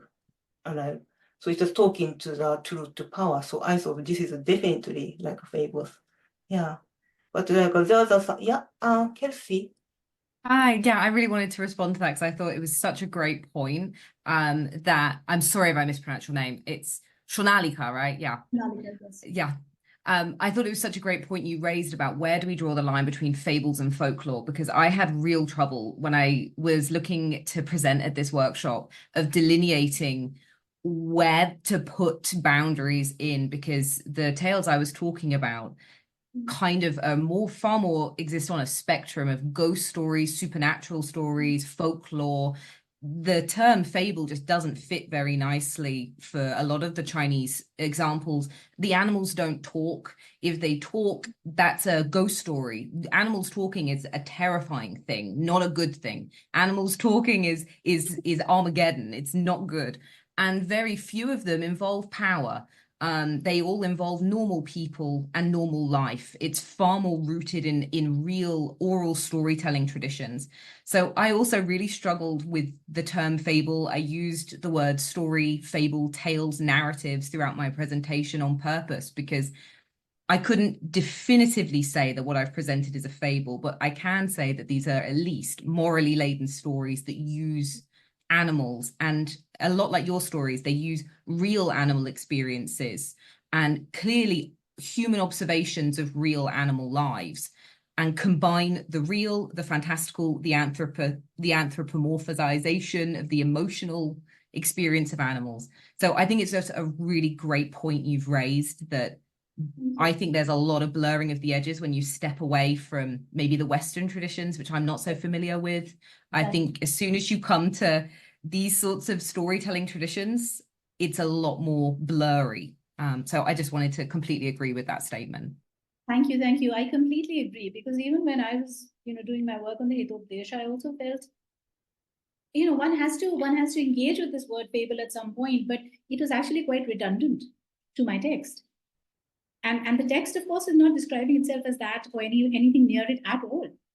It has a completely different, view of what it's doing. So you're very right about stepping out of the Western episteme, as it were, and then suddenly you have a plethora of many other things going on. And I would love to actually perhaps see a redefinition of fable emerge. Letting the non-Western traditions speak. And especially fables and also folklore is a very new term, just invented in the 19th century as well, and it is English. Yeah. And okay, so there's a question to Shonaleeka. Yeah, I'm reading that one. Yeah. So I have a question. I really do not understand how this story qualifies the story of animals. I feel that if animals were the center, they would be centering about their lives. these stories center around animals' pursue, maybe animals would have talked about their interrelationships or extent of climate change. I do not understand how they are anthropomorphic personification. Yeah. Nijesh, it seems to me from your question that you have not read the Hitopdesh or the Panchatantra, which is the Hitopdesh is a retelling. I imagine the Panchatantra is so well known, you might have seen it at some point. Had you read these tales, you would perhaps get the answer to several of the question marks you put here. That do these stories center around animals per se? Of course. An entire book of the Hitopdesh that I talked about is nothing but actually birds and animals respectively engaging in different roles with each other. It is not necessarily even with humans. You know, those humans may be hunters coming in occasionally. So these are so palpably animal stories. I don't know where the doubt is coming from. Also about anthropomorphic personification. Nobody is doubting that if animals are speaking, this is anthropomorphism. My point is that doesn't mean that there is some mystery going on here, or there is something phantasmagorical going on here, that how are animals suddenly speaking. My point is to see anthropomorphism as an enabling literary strategy, which is actually allowing us to access animal thought, animal affect, animal behavior, animal motivations, animal experiences. And it is for us to be able to interpret that anthropomorphism in a fashion that yields these many different ways of accessing the true animal in these stories. I don't see a fight between acknowledging that there's anthropomorphism in these tales and yet seeing them as primarily animal stories, because as of now, animals are not history, literature, these are clearly anthropic disciplines. So it's a little circular to say that, oh, that means they are condemned to forever be anthropocentric. We are trying to work with what we have and yet gain access to animal experiences in their own right. I hope that helps. Okay. I'd like to ask a question regarding this issue of anthropomorphism. Thank you all so much for the contributions so far. They've been very interesting. And I hope I can participate more, but I kind of jumped in at the last minute, so I will have to duck out. But what I've heard so far, and just to respond to the last issue, you know, we're human beings. And you know, there's this whole debate about anthropocentrism, biocentrism, ecocentrism. I think to some degree, we can try to see the world through the experiences of other beings, but we are constrained by our own biologies and by our own experiences. And so, I mean, because this is a question that comes up for me, and which I'll talk maybe a little bit more about tomorrow, is how can we not anthropomorphize? I mean, just the fact that in a lot of these stories, animals are talking, unless these stories imagine the animals communicating without, you know, using words coming out of their mouths like humans do. But I don't see how we can try to move beyond the anthropocentrism and try to understand the other beings in their own biologies and in their own habitats, and then try to imagine what they might say from that perspective, but we're still not in their bodies. We're still not in their experiences. So it's just, I don't know. That's kind of my question there. That's certainly a given. That is a given. And, you know, which is why I said that all the disciplines within which we are operating, they are all man-made. So there is nobody's questioning that. And that is certainly a limitation that perhaps we can never transcend. But does that, as I said, does that condemn us to not even attempt to ford the interspecies gap, as it were? I think those of us who've actually lived and worked with animals, such as I have, you know, for 4 decades now, I think to us there isn't a gap at all. There isn't a communication gap. There isn't an interspecies gap. They can be perfectly effective modes of understanding each other mutually, actually. They understand you, you understand them. So I think while there are limits to human understanding and human culture and human disciplines and modes of expression, but they are not absolute. I think they don't come in the way of empathy. And empathy is the highest form of knowledge. So how do you understand what somebody else is going through, whoever, human, non-human, except through certain cognitive powers, including, as I said, empathy at the end of the day. But I argue that my animals, the animals I work with, actually even understand my language. And I understand the noises they make. I must call them noises, but I know exactly what tone of whine means what. So I would argue for both. Of course, there are limits, and at the same time, they seem to be permeable. We can actually get through those limits to live and operate with non-humans.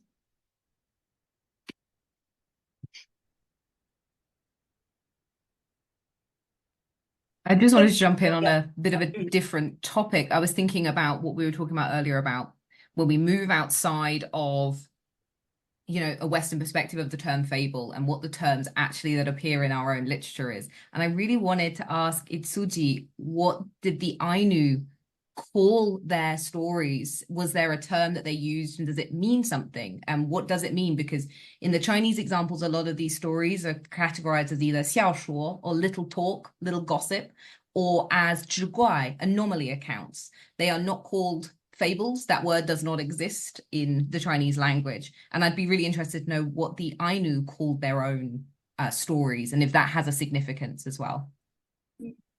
Thank you very much. A typical fable stories fables are called in some regions they called these are pon upashkuma, which means pon is a little small and upashkuma is it's very difficult to translate into other languages, but it's usually they refer to the origins of clans and other things everywhere.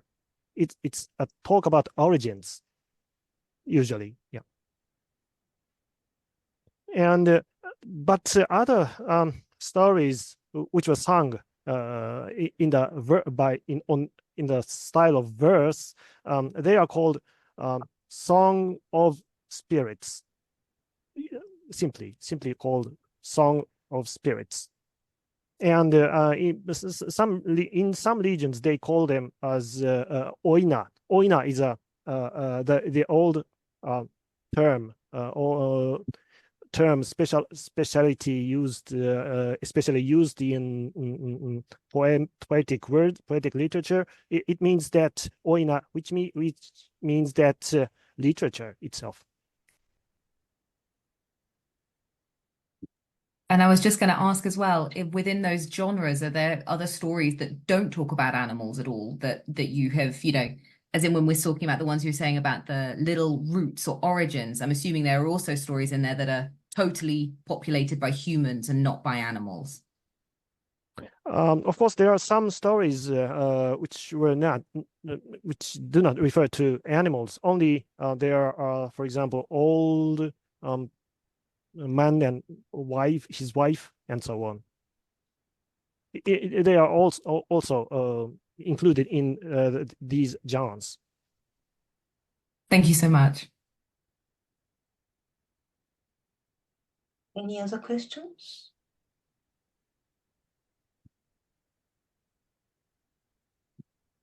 I wondered if I could just pick up on Carrie's question. I thought that was a really interesting thing about can we ever move past the natural human perspective that we unfortunately have? And I think I completely agree with Shonaleeka that there is a way to attempt it.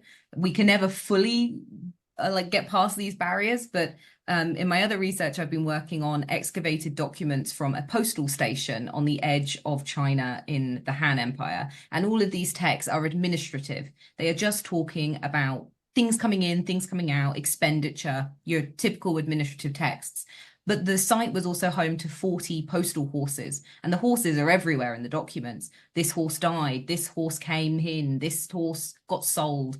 When you attempt to read it, knowing that the horses are there somewhere, you can actually begin to read the text in a new way. So all of the horses had names, and these names are actually incredibly interesting in revealing moments of physical proximity, moments of collaboration and contention. There's a horse named Poison Emitter. It's a flatulent, smelly horse, but that tells us something about human and horse contact. They were in physical proximity. They knew each other's bodies. There's another horse called Whip Its Rear. It's slow. It doesn't want to go. You've got to beat it to make it go. We understand human collaboration. We start to see horses challenging. And once you start trying to get to the horse, you can't get the full horse, but you can get glimpses into moments with horses. And so I think there are ways to attempt to cross the threshold, but I admit we can't get a full picture. We can only get pieces. But I just wanted to comment on that because I thought that was a really interesting point. But Kelsey, I think what you're pointing out too, I don't know, what I'm hearing is a very anthropocentric perspective. This horse is too slow, right? Whip its rear, right? This horse stinks, right? What did the horse think about the human? Well, you're stinky too. I'm going to call you stink bomb. Like it's very much the human perspective. And so I mean that the horses are throughout these documents, even when not explicitly named, I find very interesting. But this is, I mean, I'm going to be talking tomorrow a little bit about bees, and like, I don't know really how I can get into the perspective of bees and flowers, because I'm just a completely different creature. I can try, but I get the point of Shonaleeka, and especially the issue of empathy, which may still not give me the other creature's perspective, especially if I really know nothing about that other creature. And maybe I'll mention more about that tomorrow in my own experience with that. But that does make me also wonder, can we actually speak for other humans even? Can we ever claim to know them 100%? And surely the answer is no.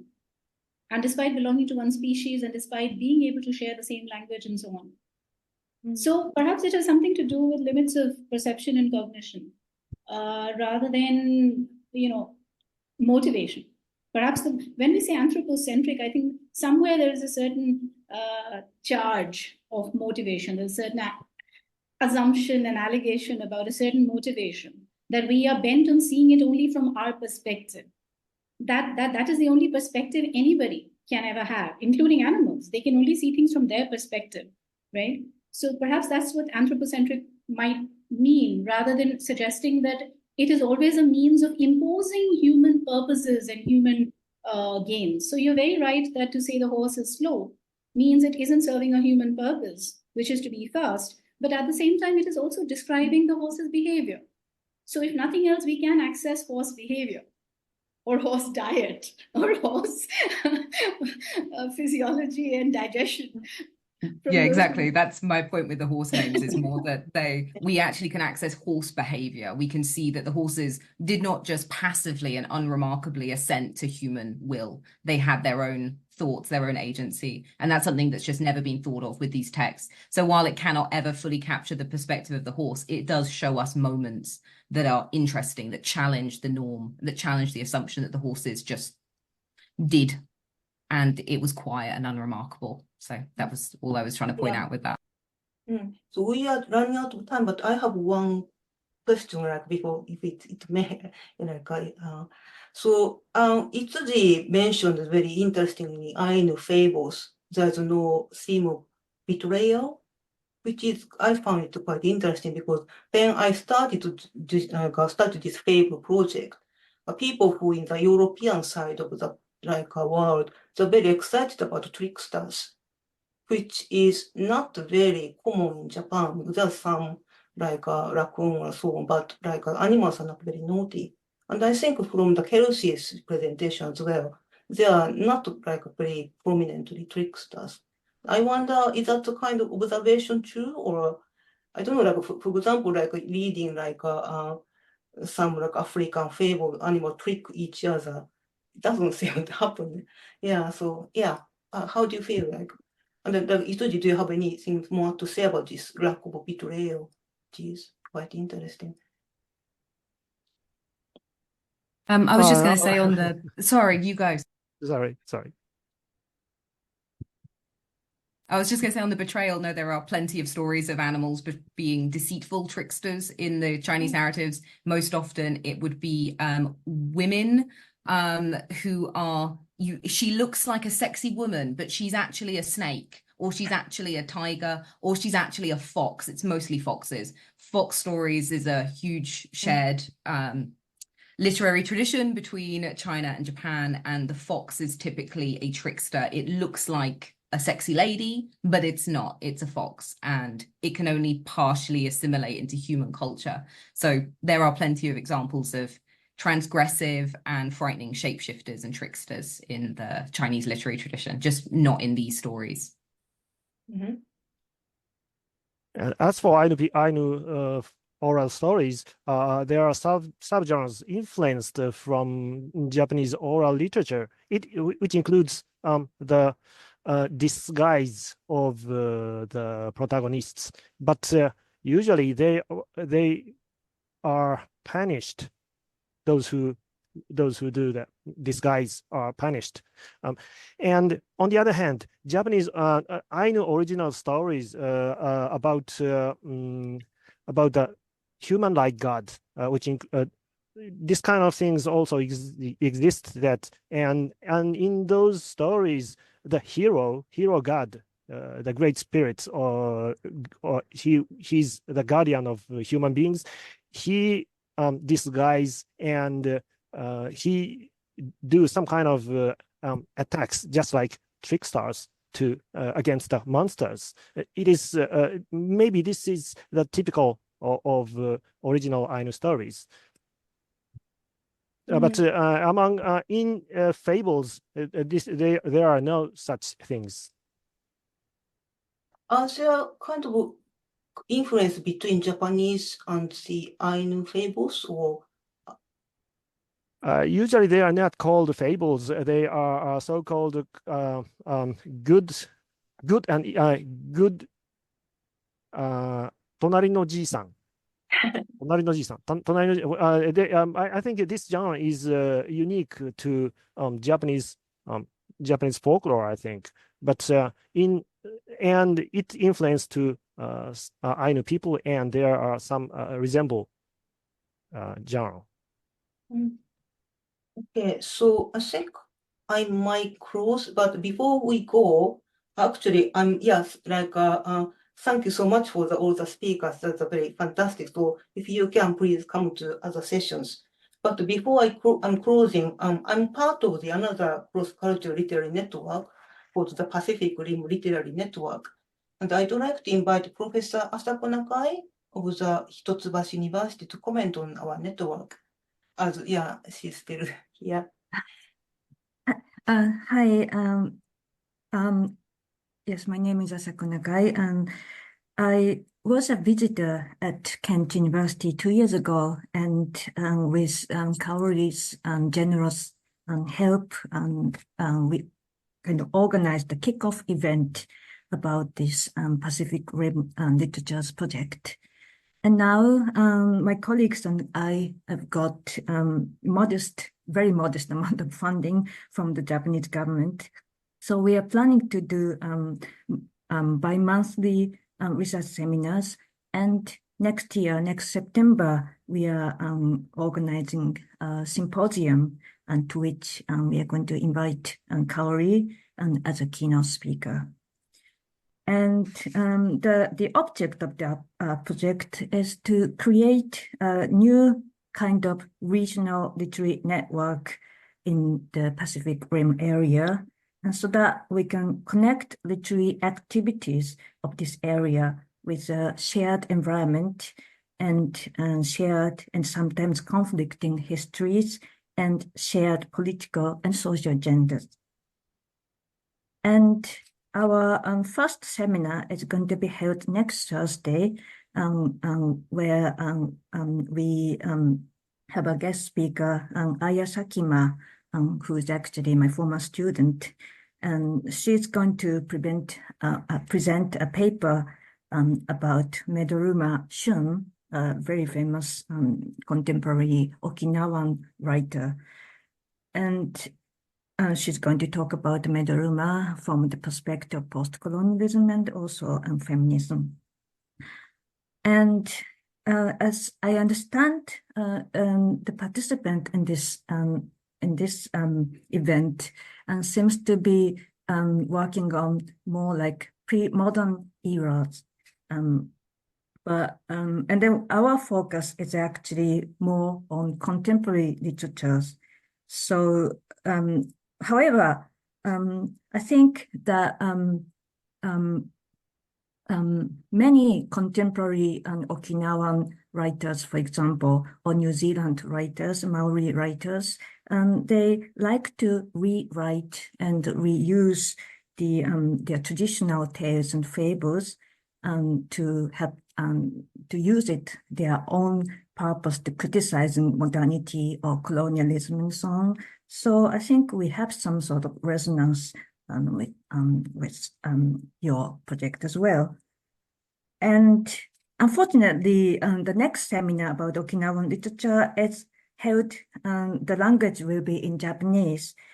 But some other times we may use English in the seminars, especially when we talk about the Pacific and New Zealand and Australian literatures written in English, really depending on the subject and also the speaker. So if you're interested in our project and would like to know more about the seminars and symposium, I don't know how I can, maybe I will write my email address using this chat function so that you can contact me by email. Yes. Yes, So- yeah, like I should kind of connect with your web page because I think here people like here would be very interested in and yeah, like Itsuji-san, please kind of advertise our network as well. Okay, yeah, thank you so much. So next session is from 1 o'clock from UK time. So